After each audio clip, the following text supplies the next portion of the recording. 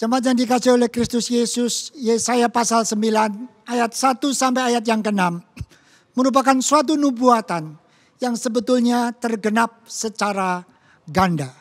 Yang pertama-tama tergenap pada zaman Yesaya, ketika waktu itu Raja Ahaz sebagai raja yang memerintah suku Yehuda telah melakukan satu kehidupan yang dikatakan melawan kehendak Allah. Sekalipun dia tahu bahwa umat Allah adalah umat yang telah dipilih dan banyak mengalami pengalaman-pengalaman indah berjalan bersama dengan Allah. Tetapi Raja Ahaz telah melakukan perbuatan yang justru meninggalkan Allah. Dia memimpin bangsanya, melakukan ibadah dengan mempersembahkan persembahan-persembahan korban kepada berhala-berhala. Dan itu merupakan satu perbuatan yang jahat di hadapan Allah. Sehingga mereka akhirnya mengalami satu hukuman. Allah mengizinkan bangsa Asyur, bangsa yang sebetulnya tidak mengenal Allah, akhirnya menjajah mereka, menindis mereka. Dan bangsa Israel mengalami satu pengalaman yang betul-betul amat menyedihkan. Di dalam kondisi seperti inilah saudaraku sekalian, Nabi Yesaya hadir mengingatkan mereka bahwa mereka adalah umat yang sebetulnya terhimpit di dalam kesuraman. Mereka hidup seperti dalam kegelapan, tidak bisa membedakan mana yang benar, mana yang salah. Hidup seperti dicocok hidungnya oleh orang-orang yang tidak mengenal Allah. Sehingga mereka setiap hari seperti melewati satu pengalaman hidup seperti memikul kuk dan gandar yang berat. Mereka mengalami kegetiran karena kebebalan hati mereka itu. Dan mereka ada di bawah penindasan sang penindas dengan tongkat penindasannya yang sangat menyakitkan itu. Bangsa ini saudaraku menjadi bangsa yang betul-betul tinggal di dalam satu keadaan yang amat memalukan. Saudaraku sekalian, ini satu pengalaman yang sebetulnya membuat kita semua sadar. Ketika manusia bermain-main dengan dosa, manusia pasti akan menuai akibat dari perbuatan dosanya. Kalau manusia terus-menerus mengeraskan hatinya, sekalipun dia tahu bahwa Allah sebetulnya sudah berfirman untuk dia boleh hidup sesuai dengan rancangan Allah semula menciptakan dia sebagai manusia. Manusia pasti akan menuai. Dan kalau Anda menuai, pasti lebih banyak daripada yang ditabur. Menuai satu tidak mungkin, menabur satu tidak mungkin menuai satu. Anda menabur satu pasti akan menuai banyak hal yang membuat kita kemudian akan menyadari. Kalau perbuatan itu perbuatan yang bertentangan dengan Allah, hanya akan terus melahirkan satu kepahitan. Saudaraku sekalian, sebab itu sebenarnya kita harus berani mengakui dengan rendah hati. Kalau banyak pergumulan-pergumulan yang kita hadapi hari ini karena kita telah berbuat dosa, melawan kehendak Allah, mari kita rendahkan hati kita, saudara. Kita tinggalkan semuanya itu. Kita kembali kepada Allah. Namun sekarang pertanyaannya, saudara. Seringkali Anda dan saya sudah menyerahkan diri kepada Tuhan. Kita berkata, aku sudah membuat hidup saya untuk dipimpin, dituntun oleh Allah. Tetapi hari-hari seperti ini, aku mengalami banyak hal-hal yang aku sendiri tidak tahu. Tetapi yang aku sadari, itu semua pengalaman-pengalaman yang membuat saya ada di dalam kegetiran, ketakutan, dan kebimbangan. Saudara, ekses dari pandemi COVID-19 ini tidak bisa kita sangkali, saudara. Sudah mengganggu banyak sekali aktivitas rutin kita. Sudah banyak mengganggu rencana-rencana yang sudah kita buat dengan hati-hati di tahun yang lalu. Dan hari ini justru membawa kita menghadapi masalah-masalah yang membuat kita menjadi kecut. Bahkan kita menjadi ragu dan bimbang untuk menatap hari esok. Banyak orang-orang, saudara, yang mulai menyadari untuk bisa menjaga kelangsungan usaha yang sudah dirintis dari sejak muda pada hari ini sudah sulit. Karena mereka sudah terjebak di dalam berbagai macam kegagalan-kegagalan atau mungkin kecerobohan di dalam mengambil keputusan-keputusan di tengah-tengah kondisi yang sulit ini. Kita mungkin bertanya, mengapa ini terjadi? Dan sementara itu juga kita mulai merasakan mungkin komunikasi kita dengan orang-orang terdekat ternyata sekian lama ini yang tampaknya mungkin baik, mungkin bertumbuh dengan dewasa, ternyata tidak bertumbuh menjadi pribadi-pribadi yang tangguh, yang bisa saling menghargai, saling mengasihi, dan saling mensupport di dalam kita menghadapi tantangan hari ini. Seringkali saudara kita mulai merasakan ada satu pengalaman hidup yang baru yang kita sesali saudara.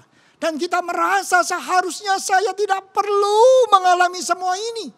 Tapi pengalaman itu ada. Dan kita tidak bisa melupakannya saudara. Setiap bangun pagi kita itu menyadari hal-hal seperti itu sangat mengganggu pikiran saya. Dan itu telah mengganggu pola hidup saya. Bahkan saya tidak bisa lagi merasa nyaman, tenang. Untuk kita bisa melewati bersama-sama pengalaman hidup ini dengan orang-orang yang kita sebut anggota keluarga kita sendiri.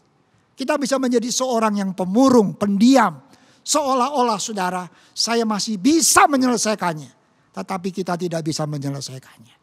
Saudara, memang begitu banyak akibat bisa terjadi hari ini.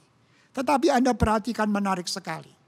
Di dalam pembacaan firman Tuhan tadi, ketika Yesaya menyampaikan tentang penghukuman Allah. Ternyata Yesaya juga menghampiri Raja Ahaz dengan menyampaikan bahwa Allah yang memilih umat Israel sebagai umat pilihannya adalah Allah yang mempunyai rancangan yang sempurna. Rancangan yang pada awal tahun ini kita juga sudah renungan bersama-sama. Yaitu rancangan damai sejahtera. Bukan rancangan kecelakaan. Kalaupun Allah datang hadir untuk menghukum umat pilihannya yang telah hidup di dalam dosa, itu bukan berarti Allah akan membinasakan dan membuang mereka. Allah adalah Allah yang sudah berjanji untuk mengutus Mesias yang akan membereskan masalah dosa mereka, tapi juga yang akan memberi kekuatan bagi mereka untuk bisa melewati hari-hari hidup mereka. Saudaraku sekalian, inilah anugerah besar yang dimiliki oleh orang-orang yang sungguh-sungguh mau mentuhankan Tuhan secara utuh di dalam hidup dia. Kita tidak bisa menutup mata. Ada pergumulan hari ini saudara. Tetapi jangan menyerah. Jangan menyerah. Never give up. Karena kita tahu saudara, Allah tetap hadir bersama dengan kita hari ini. Saudaraku sekalian, dikatakan bahwa kesuraman itu akan berlalu dan akan berganti dengan sukacita. Bahkan dikatakan itu sukacita yang besar. Artinya apa saudara? Berganti dengan satu kehidupan di dalam hati yang mengalami kepenuhan. Tidak ada lagi ruang kekosongan. Tidak ada lagi ruang yang membuat kita mengalami kebimbangan, ketakutan. Dan sukacita itu dilukiskan seperti sukacita di waktu panen. Anda semua tahu kita menabur dengan air mata. Tetapi ketika kita memanen saudara, kita memanen dengan sukacita bukan? Dan itu dilukiskan lagi seperti membagi-bagi jarahan. Ketika satu pasukan tentara bisa mengalahkan musuh. Dia menemukan satu kelepasan. Dan ketika dia bisa membawa jarahan dan membagi-bagi kepada anggota keluarga yang menanti di rumah. Itulah satu pengalaman kebahagiaan tentara-tentara yang sudah bisa mengalahkan musuh. Dan bisa membawa sesuatu yang bisa dinikmati oleh anggota keluarganya. Dan dikatakan lebih lanjut sukacita itu seperti apa saudara? Karena kuk, gandar dan tongkat penindas itu dipatahkan. Artinya apa saudaraku sekalian? Tidak ada lagi beban yang bisa membuat umat pilihan Allah itu dipermalukan. Tidak ada lagi sesuatu yang membuat mereka menjadi bimbang dan ragu untuk tetap bisa melanjutkan kehidupan mereka di dalam pimpinan Allah yang mengasihi mereka itu. Allah mengatakan itu saudaraku sekalian. Karena apa saudara? Karena Allah itu setia. Sebab itu saudara kalau memperhatikan dalam perikop tadi. Di situ dikatakan bahwa seorang anak telah diberikan untuk kita. Seorang anak di tengah-tengah penderitaan pergumulan itu. Ada satu harapan dengan datangnya seorang anak. Seorang pribadi yang istimewa. Seorang pribadi yang sudah sekian lama ini disiapkan Allah.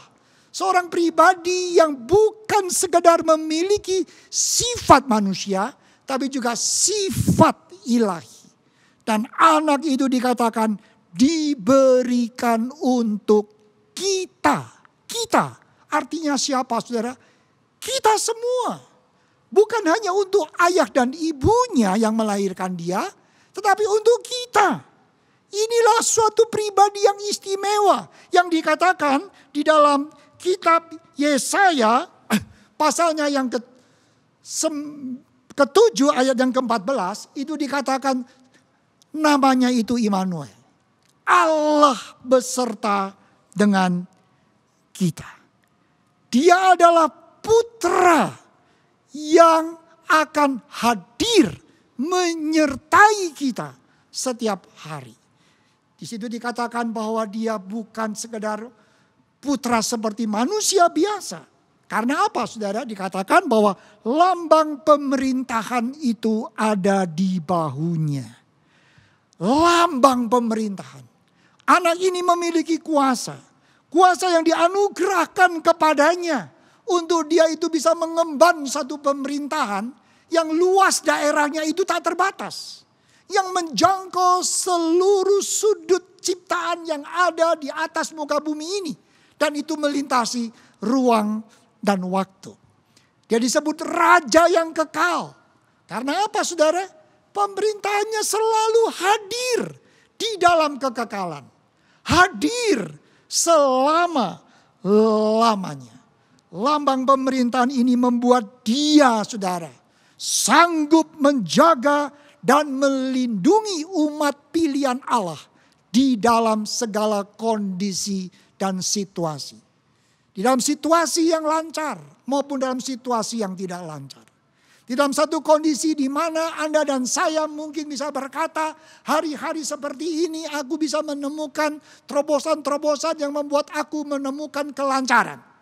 Tapi juga pengalaman di mana Anda mungkin sedang dan masih bergumul untuk bisa mengatasi kesulitan-kesulitan. Allah itu mengatakan dia menganugerahkan putra bagi kita untuk menjaga dan melindungi kita. Saudaraku sekalian, inilah yang dikatakan sebagai anugerah yang digenapi di dalam kelahiran Tuhan Yesus sebagai juru selamat kita. Mesias yang memang sudah lama ditunggu-tunggu dan dinantikan oleh setiap orang yang percaya. Yesaya menegaskan saudara, Yesus itu punya nama. Yang pertama dikatakan, namanya adalah penasehat yang ajaib. Mengapa disebut ajaib saudara? Karena memang dia adalah pribadi yang mengenal Allah Bapa dengan sangat dekat. Dia tahu rancangan sempurna yang Allah Bapa anugerahkan di dalam hidup orang-orang yang percaya. Dia tahu bahwa Allah Bapa mengasihi umatnya. Dan dia adalah Bapa yang mengutus dia. Dia tahu segala apa yang dimiliki oleh Bapa. Sebab itu dia sanggup saudara untuk memberikan nasihat, untuk memberikan petunjuk tentang kebenaran. Dia adalah Allah yang sebetulnya mau mendampingi kita, menjadi penasehat yang bisa membuat kita bisa menatap dan mengerti arti semua pergumulan yang Allah izinkan kita hadapi hari ini. Dan dia mau saudara memberikan jalan keluar bagi setiap kita di tengah-tengah pergumulan ini. Namanya yang kedua dikatakan dia adalah Allah yang perkasa. Artinya apa di sini saudara? Bahwa dia bukan sekedar mempunyai hikmat dan bisa memberikan nasihat-nasihat yang berhikmat, tetapi dia juga berkuasa untuk melaksanakan apa yang dikehendaki oleh Allah Bapa sendiri. Dia Allah yang tidak pernah menjadi lelah. Di dalam Yesaya pasal 42 ayat 4b di situ dikatakan, Ia sendiri tidak akan menjadi pudar dan tidak akan patah terkulai. Tuhan Yesus dapat melakukan banyak mujizat dan dia tidak pernah menjadi lelah karena dia melakukan mujizat-mujizat itu. Dia tidak pernah harus merecover energi yang sudah dikeluarkan karena dia melakukan banyak mujizat. Karena dia adalah Allah yang perkasa. Allah yang mampu untuk terus menopang hidup kita dan membebaskan kita dari penindasan si jahat. Yang ketiga dikatakan lagi namanya adalah Bapa yang kekal atau Bapa dari kekekalan. Ada manuskrip yang menerjemahkan sebagai Bapa yang menolong. Artinya apa saudara? Bapa yang selalu siap untuk mau mendengar keluh kesah anak-anaknya. Ada saat-saat saudara, di tengah-tengah kondisi seperti ini hati kita merasa pedih. Kalaupun kita mau berbicara dengan orang yang kita anggap dekat dengan kita juga sudah was-was dulu. Karena dari pengalaman yang kita jalani, sekalipun mereka itu dekat dengan kita, mereka masih bisa menyalahfahami kita. Sehingga semakin berbicara kepada mereka, semakin menyimpan hati yang pedih. Semakin berbicara dengan mereka, semakin khawatir. Justru kita bisa kehilangan satu ikatan persaudaraan, persahabatan yang baik yang sekian lama ini kita alami. Kita susah mengungkapkan. Karena itu sesuatu yang ada di dalam. Yang rasanya manusia-manusia di sekeliling kita hanya bisa melihat kulitnya saja, luarnya saja. Tetapi Bapa yang kekal, Tuhan Yesus itu saudara. Dia bisa menembus isi hati kita yang terdalam. Dia bisa mendengar keluh kesah kita. Dan bukan hanya bisa mendengar saudara. Dia berkuasa untuk bisa memberikan petunjuk tentang kebenaran itu. Memberikan arah bagaimana kita bisa melewati perjalanan yang sulit ini. Sehingga kita tetap boleh memiliki semangat yang besar. Saudaraku sekalian yang kekasih. Namanya saudara. Penasehat yang ajaib. Allah yang perkasa. Bapa yang kekal. Dan yang terakhir dikatakan namanya Raja Damai. Yaitu Raja yang berkuasa dan menjaga dan menciptakan suatu kedamaian bagi umat yang dipimpinnya, diperintahnya. Ia bukan seorang raja yang merindukan atau suka akan damai. Tetapi dia adalah sumber damai. Orang bisa rindu damai atau suka akan kedamaian. Tapi dia tidak bisa menciptakan kedamaian itu. Tetapi Tuhan Yesus adalah sumber damai. Karena dia sudah mengalahkan kuasa maut saudara. Dia sudah memperdamaikan kita dengan Allah Bapa di sorga dengan kematiannya di atas bukit yang di Golgota. Dia dikatakan mati menebus dosa-dosa kita. Dan dikuburkan. Tetapi pada hari yang ketiga dia bangkit mengalahkan kuasa maut. 1 Korintus pasal 15 mengatakan maut telah ditelan dalam kemenangannya. Karena apa? Dia memang punya kuasa atas maut. Dia raja yang sudah mengalahkan kuasa maut itu. Sebab itu di dalam dia saudara. Kita boleh menemukan perdamaian itu. Kita boleh menemukan kesejahteraan dalam hidup kita itu. Dan kita boleh menemukan kemenangan atas pergumulan kita. Saudaraku sekalian kekasih dalam kasih Kristus Yesus. Kita sudah memasuki Advent yang kedua di dalam merayakan Natal tahun ini. Biarlah hati kita tetap fokus kepada Kristus Yesus yang memang sudah Allah utus di tengah-tengah kehidupan kita ini. Bukan lagi untuk menebus dosa-dosa kita. Tetapi untuk dapat memberikan kita terus kekuatan dan kemenangan untuk kita bisa melewati hari-hari di dalam kehidupan kita ini. Kita tidak akan menyerah menghadapi semua tantangan, karena kita memiliki Kristus yang adalah Raja Damai itu. Kita memiliki Dia yang hidup. Sebab itu biarlah kita semua senantiasa merenungkan lebih lanjut di dalam minggu-minggu Advent berikutnya ini, untuk menjadikan Dia Tuhan dan Juru Selamat kita secara pribadi. Tuhan memberkati. Amin.